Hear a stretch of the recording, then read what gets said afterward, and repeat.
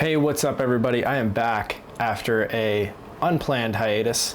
I think what I ended up doing is just committing to weekly videos when that just really was never going to be something that was possible. So I think this channel is going to more evolve into spoiler-filled book reviews. I just feel like whenever I'm on YouTube, while I really appreciate the work that people put into weekly videos and provide spoiler-free reviews and should you read this book type reviews, that's just not something I'm going to have time for. My favorite part of BookTube is finishing a book that I loved, going to YouTube, searching the book title name, and then I want to hear somebody's spoiler-filled thoughts on the book. So that's a little bit what I'm going to try to do here. It's also going to help me whenever I'm reading the books be able to provide those, take good notes while I'm reading the books, and then also be able to communicate what I read to people. That's the whole point of this channel. So I have started The First Law trilogy by Joe Abercrombie. It is a grimdark fantasy book, which as I'm like looking more into the genre, it seems like it's maybe not as grimdark as other things. It's kind of a gateway drug into more darker type of fantasy, but I would say this is about as dark as I think that I can stomach. I've kind of got a weak stomach for movies in general, and then especially reading things on a page, while it's not quite as graphic, sometimes I'm just cringing as I'm reading it. And this book in particular, The Blade itself, first book of the First Law trilogy, is clearly grimdark. I've described this to some friends as there's comedy in it. There's one scene where Sandang Glokta, who's a main character that we'll talk about, but he walks in on this gruesome death, and one of his practicals, who is the people who are just following him around as he's the inquisitor that's supposed to get truth out of people through torture. One of his practicals, as he walks into the room, he turns to his practicals and says, what do we think happened here? Meanwhile, there's an axe through the man's head. His head's decapitated. It's very gruesome. And one of his practicals jokingly says, it looks like he might have been poisoned. Which, if you love grimdark, that's probably very funny for you. I had a good chuckle while I was reading it, but even when I was reading it, I was like, this is really dark.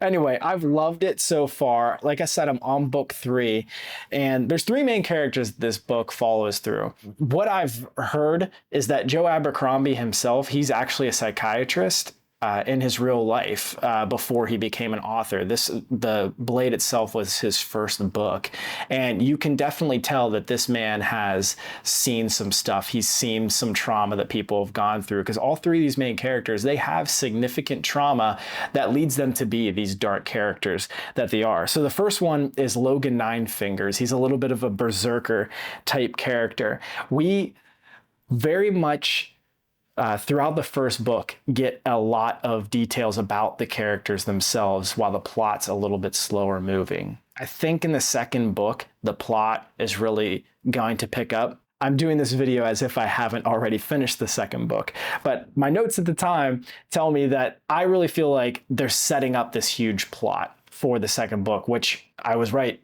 The second book is definitely a plot heavy. Logan Ninefingers, the berserker, he kind of has this alter ego that you see at the end of the first book, which I thought was brilliantly written right as he is about to save someone from impossible odds of people trying to kill them. It says, there was a cold feeling in Logan's stomach, a feeling he hadn't had for a long time. No, he whispered, I'm free of you, but it was too late, ... There was blood on him, but that was good. There was always blood. And then it goes in to describe how he was just able to take out dozens of these people that were trying to kill him. And he blacks out during it. Whenever he wakes up, he has no idea what happened. All that he sees are these dead bodies around him that he had done. And that's how he got the name. He's a feared man. He's a named man. The name of Logan Ninefingers. Another great character that I loved. Let me just say I loved all of the characters in this book. There's not a single character that I thought was dry, except for maybe Bayaz, who is the first of the Magi. His apprentice, I thought, was a little bit of a weaker character, and I'm hoping to see more from him in the second and in the third book, which I'm currently reading. But the second one I want to talk about is Sandang Glokta. He's a guy who was tortured by the Gurkish Empire in the south. Quick side note, my biggest problem with this book is that it doesn't have a map. I love maps, especially my fantasy books, but fortunately there is a map that was put together just by people who love the series online. I'll toss it up here so you can look at it. But there's the Gurkish that are in the south, and there was a war that Sandan Glokta was in.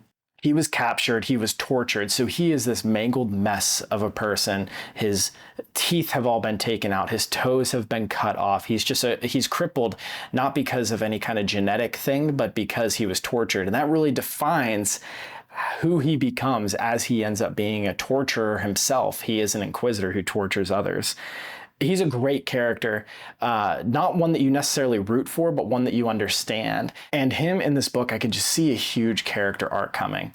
Again, like I said, I'm in book 3, but I'm thinking by the end of the book 3, he's going to find love with someone, and who knows what that's going to be, because I imagine the woman that he does fall in love with is also going to be just a little bit troubled themselves, and they'll have a nice little troubled life living happily ever after. But that's not how I think that this book is going to end up going. I do think that by the end of the 3rd book, there are going to be one or maybe many of these characters killed off, just because the war is all around them. There's war in the north, the Union versus the Northmen and Bethod and his kingdom. There's war in the south with the Emperor and the Gurkish. And then that leads me into the 3rd character that I want to talk about, Jazeel Dan Luther.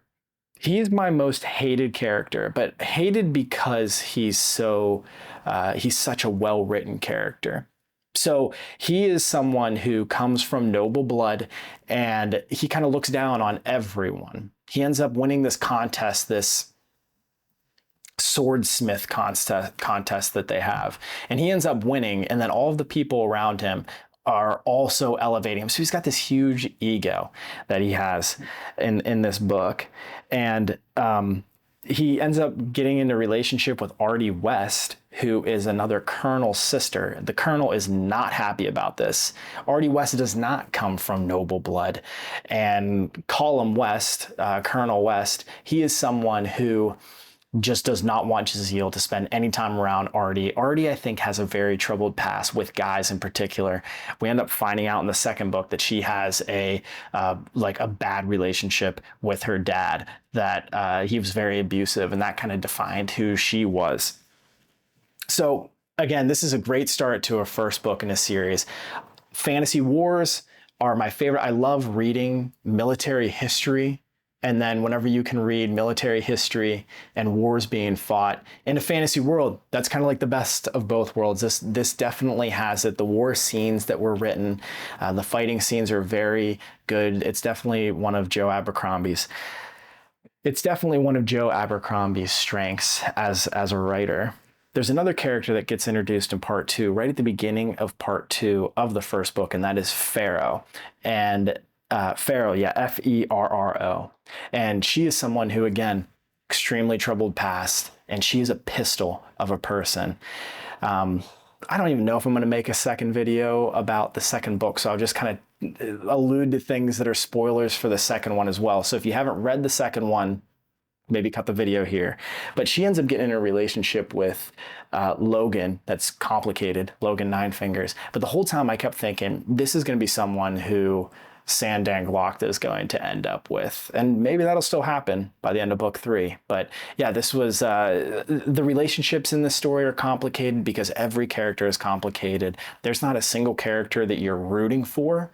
You're rooting for kind of the story, and you're rooting for good character arcs within each character. Because like I said, there's not a Messiah trope or a little hobbit that ends up, he's just a perfect little hobbit that goes and takes the ring to Mordor. It's kind of like this is set in Mordor and everybody is evil and has like evil tendencies.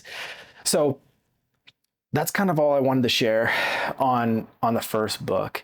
Like I said, hoping to make a review of the 2nd one. What I've noticed is that I'm reading these too fast. I finish it and then I pick up the other one, and then I don't have time to give my thoughts, my spoiler talk, and what I can talk about in the future of those books, because I've already read the spoilers in the 2nd one. So what I'm going to try to do in the future, I think, is I'm going to maybe read a book out of a trilogy, make a video about it before I start the next one, or maybe even take a book in between and start another trilogy, bounce back and forth between two, just so I can have time to decompress my thoughts and share them and really get everything out of the book that I would want to get out of it. But that didn't happen with this one. It was too much of a page turner. I'm already about halfway through the third book. So the next video I make will probably be just a spoiler talk of the whole series itself. So if you were looking for a spoiler talk for the second video or the second book, drop a comment. If not, I will see you at the end of the First Law trilogy. I'm looking forward to it. This is Matt is Reading, and you can follow me also on Peloton at Matt is Sweaty. We'll see you guys.